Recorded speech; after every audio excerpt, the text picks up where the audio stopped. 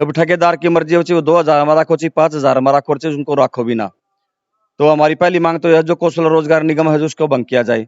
ठेका का मतलब है शोषण। जो गरीब समाज है ये उनका शोषण का शिकार हो रहे हैं। उसमें जो डीसी रेट है, डीसी रेट ना देकर ठेकेदार अपने मनमाने इनको रेट दे रहे हैं। सरकार दिवाली का पर्व बनाओगी और एक तरफ ये जितने भी सब कर्मचारी है जो सब निचला दर्जा का कर्मचारी माना जाओ है, हम एतवार को काले झंडा का प्रदर्शन करेंगे सरकार के खिलाफ और उन्हें पक्काकरण की आवाज उठावांगे।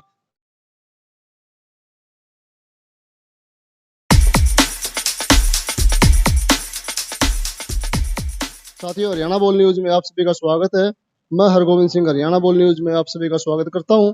और साथियों, आज वाल्मीकि धर्मशाला आलू मोहल्ला भिवानी के अंदर एक कच्चे कर्मचारियों और पक्के कर्मचारियों की एक मीटिंग है। तो जानने का प्रयास करते हैं किन मांगों को लेकर इन कर्मचारियों ने धरना और प्रदर्शन कर रखा है और क्या क्या इनकी मांगे हैं। आइए।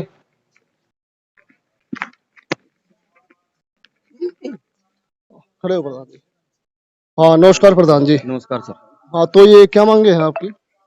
ये सर अपने जो ये इकट्ठे हो रहे हैं ये भिवानी नगर परिषद के कर्मचारी हैं और हमने नगर पालिका कर्मचारी संघ हरियाणा की तरफ से जो हमारे निकाय मंत्री है कमल गुप्ता जी, उनसे हमने 15 सूत्रीय मांग पत्र दिया था। उसमें हमारी मुख्य मांग थी कि जो कच्चा कर्मचारी है वो पक्का हो, जो कि 2014 में जो हुड्डा साहब ने जो ठेका प्रथा समाप्त करके ये कमेटी के रोल पाए थे। लेकिन जो यह सरकार है भारतीय जनता पार्टी की सरकार, जो पेरोल पाए थे उन साथियों ने, उन कर्मचारियों ने, चाहे वे जेंट्स है चाहे लेडीज है, उन्होंने कौशल रोजगार निगम में भेजने की तैयारी कर रही है। कौशल रोजगार निगम का ये मतलब है कि उसमें ना तो कर्मचारी कभी जिंदगी में पक्का होगा और कौशल रोजगार निगम जब तक कर्मचारी को रखा है जब तक उनकी जरूरत होगी।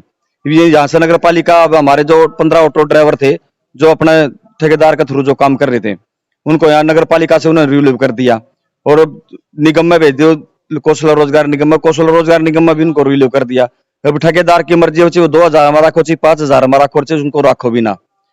तो हमारी पहली मांग तो यह जो कौशल रोजगार निगम है जो उसको भंग किया जाए, जो कच्चा कर्मचारी है उसको पक्का किया जाए और जो ठेका जो चल रहा है सफाई का, ठेका का मतलब है शोषण।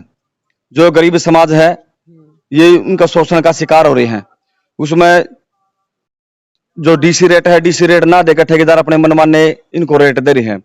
जो 2018 में हमारे जिस टाइम पर हड़ताल चली नगर जो पालिका, पहले का जो ठेका था वो किस ठेकेदार के पास था? जो पहले जो कच्चे कर्मचारी लगे हुए थे, मैंने सुना कि 10-10 साल इन कर्मचारियों को काम करते हुए हो गए।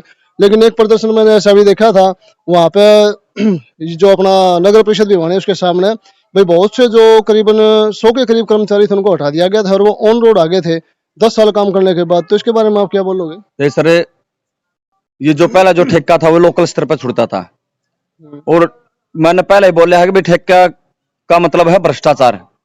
तो जो पहला जो निचला दर्जा पर जो ठेका छुटा करता है ना, वो जो अधिकारी थे इनके जब हम कमीशन जाया करता है निचले है, अब ठेका छुटा है निकाय विभाग से। जो पूरा जो ठेका छुटा कर दे बदले मगरमच्छ रह जाया कर दे कमीशन वगैरह, इब उन्होंने सीधा ठेका वहां से छोड़ा है। ये भी भिवानी के अंदर है जो एक इंदौर की कंपनी आ रही है अतुल्य, जो कि वह कंपनी भी जो गुजरात से बिलीव करती है, जो उसके करण जो इसके संचालक है। और जो मोदी जी है वो सफाई कर्मचारियों तो इतना नीचा कर रहा है, कभी आगे सफाई कर्मचारी की पोस्ट ना रहेगी, जो समाज ना पढ़ा लिखेगा अपने बच्चा ने नौकरी करवा के। और हम ये चाह रहे हैं कि भाई ठेका प्रथा जड़ से हरियाणा प्रदेश के अंदर खत्म हो। इसके लिए हमारा आंदोलन चल रहा है। 2 दिन की पहले हड़ताल थी, 3 दिन की आगे और हमने नगर पालिका कर्मचारी संघ हरियाणा की तरफ से जो हमारे निकाय मंत्री उनसे हमारी कल बातचीत थी। साथियों देखिए, बहुत ही निचले स्तर का तबका है और जहां गवर्नमेंट ये बोलती है कि स्वच्छता अभियान चलाओ, स्वच्छता अभियान का मतलब तो हम यही मान के चले गए सफाई करने वालों को ही साफ कर दो। और ये बहुत ही मतलब घिनौना कार्य है। कोई इंसान, क्या आप बिलीव कर सकते हो, कोई इंसान सुबह 6 बजे उठ के अपनी हाजिरी के ऊपर जाएगा, क्या वो अपने बच्चों को अच्छे से पढ़ा पाएगा? क्या 6000 या 7000 रुपए में किसी का घर बार चल सकता है? तो साथियों एक बार कमेंट जरूर करना। तो अब आपने जो डिमांड पत्र दे रखा है जी जी, उसके बारे में कुछ बताओ। उसके बारे में ये है सर, आपने कहा जो ये कि ऐसा कर्मचारी है जो अपने बच्चों को सुता हुआ छोड़कर जो शहर की सफाई व्यवस्था के लिए निकलता है, और दूसरे जो समाज है उनकी शुरुआत मंदिरों, मस्जिदों और गुरुद्वारों और गिरजाघरों से होती है।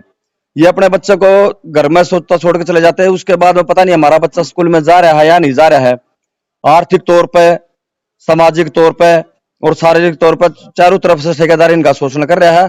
हम ये कह रहे हैं ठेका प्रथा जड़ से समाप्त हो और कच्चा कर्मचारी है जो पक्का हो। और जो ये सफाई का जो कार्य है ये एक टेक्निकल कार्य है और इसमें बहुत बड़ा खतरा है। जैसे हमारा कर्मचारी नाला के अंदर उतरता है, उस नाला के अंदर का पता नहीं कील है या क्या है, उससे कर्मचारी यानी खतरा जोखिम भरा काम है। और हम ये कहा कि जिनका जो जोखिम भत्ता है 5,000 रुपये का जोखिम भत्ता लागू हो।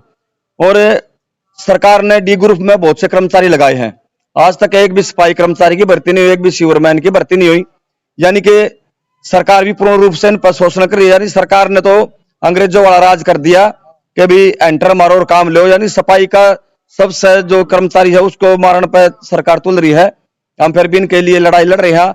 आज जो मोहल्ला के अंदर जाकर जो कर्मचारी संपर्क करने का हमारा जो तात्पर्य था यह था कि भी ठेका प्रथा से निजात मिले न और कर्मचारी पक्के हो। ठेका चाहिए किसी भी प्रकार का हो, चाहे वर्क आउटसोर्स का हो, आउटसोर्सिंग का हो, चाहे मतलब किसी भी प्रकार का ठेका हो, ठेका समाप्त हो और ये कमेटी के रोल पाओ और कच्चा कर्मचारी पक्का हो। ऐसा क्यों बार बार हो रहा है कि जब भी सैलरी की बात आती है, भाई जो भी डिपार्टमेंट है हम देखते हैं कि 1 तारीख के बाद हर किसी डिपार्टमेंट के अंदर सैलरी तुरंत अकाउंट के अंदर आ जाती है। जी। लेकिन जैसे ही चाहे वो पक्के कर्मचारी की बात कर ले नगर निगम के, चाहे हम नगर परिषद भिवानी की बात कर ले, तो एक बार तो मैंने एक न्यूज के थ्रू देखा था कि कचरा तक नगर परिषद के अंदर डालने को कर्मचारी मजबूर हो गए थे। तो इतना धरना प्रदर्शन करने के बाद भी इन मांगों को और आप लोगों को अनदेखा क्यों किया जा रहा है?